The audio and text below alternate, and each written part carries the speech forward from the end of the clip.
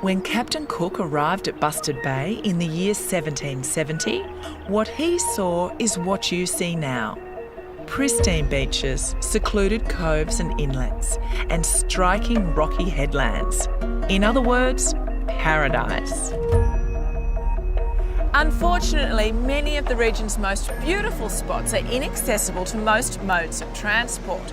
So what you really need is a vehicle that can handle anything. Luckily at Agnes Water 1770, there is a vehicle up to the task. It's called a lark, or lighter amphibious resupply cargo vessel.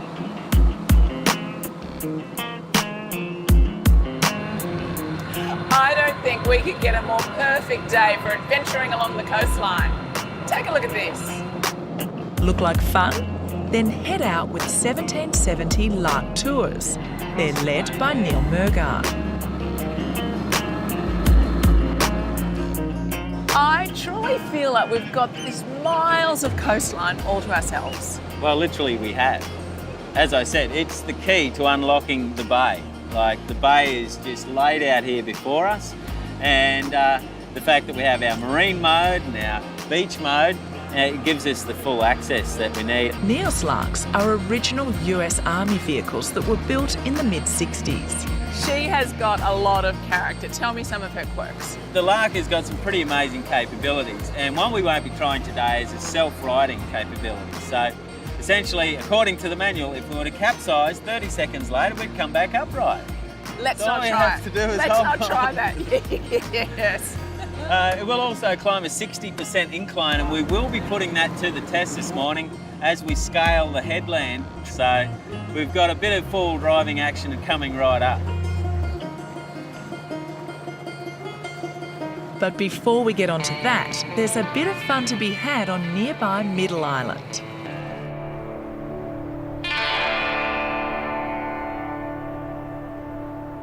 These sand dunes here are approximately 40 metres high, and one of the highlights of the tour is when we stop here, grab a board, hike up there and come hurtling down. He goes. Do you know what? Turn around, it's higher than you think. We're not even at the top. Here I come! Woohoo! Yeah!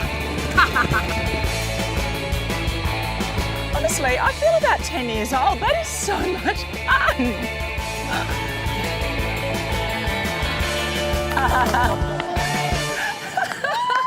Okay, these brave, daring young men have gone for the trickiest and most dangerous part of the sand dune. They've gone even higher, it's steeper, and hopefully they'll have a water landing.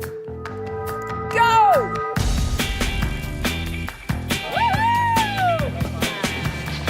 Okay, I'm not going to rate that, actually. It didn't even get anywhere near the water. Come on, boys, stop dragging those toes. Here we go, here we go, here we go, here we go, here we go. Yes, that's better. Not to be outdone, Neil has mastered the art of dune surfing. Oh, you make it look easy.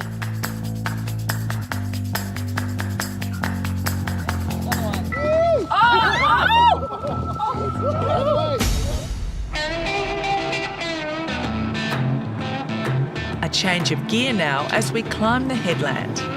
There's something we guarantee about this view. It's the best aerial view you will ever get from a boat. This road leads to something very special. You can just see it in the distance. Welcome to paradise. Thank you. This is Queensland's oldest coastal lighthouse. It first lit up in 1868 and it's still in operation today. Exploring a lighthouse is such a rare experience, and with Neil as guide, it's a fascinating one too. The lens you can see here is an amazing crystal lens. You don't see engineering like this, and this is a lighthouse artefact worth at least $1.5 million. It would be hard to put a value on the views from the top. They are breathtaking. If you have a look out to sea, you can see exactly why the lighthouse is here, can't you? a series of 4 rocks stretching out 3 nautical miles. So those rocks are significant hazard to shipping. So lighthouses were important to save lives of those travelling up and down the coast. As the lighthouse is almost 150 years old, its upkeep and that of the grounds is a big job. And for the next month, it's the responsibility of volunteers Robin and Rod Baines from Tweed Heads. We love the romance, the history of lighthouses. And when we saw that there is the opportunity to come up here and be volunteers, we jumped at the opportunity. Throughout the year, volunteers are invited by the Busted Head Lighthouse Association to apply for the privilege of being lighthouse keepers. For many, it's a dream come true. And what do you have to do as the volunteers, besides just enjoy it? Well, yes, there is a lot of work to do because we are caretakers. And so we have to maintain pristine conditions here. We also have to conduct tours of the museum for the lark visitors that come up. I love to get them to think back to what it would have been like to be an early light keeper, because life was very tough back then. They had no refrigeration and supplies only came, say, once a month if they were lucky. This would have to be the prize piece of all the collection here, I'd say. This is ballast that was in the Endeavour, James Cook's ship. It was found in 1969, and here it is now. If you think that's impressive, join me after the break as I meet James Cook himself at 1770's fun-filled annual festival. We might claim you for England and the Queen. Oh, well, why not? Yes. Why not indeed? Wasn't the Queen? King. Sorry, the King. King.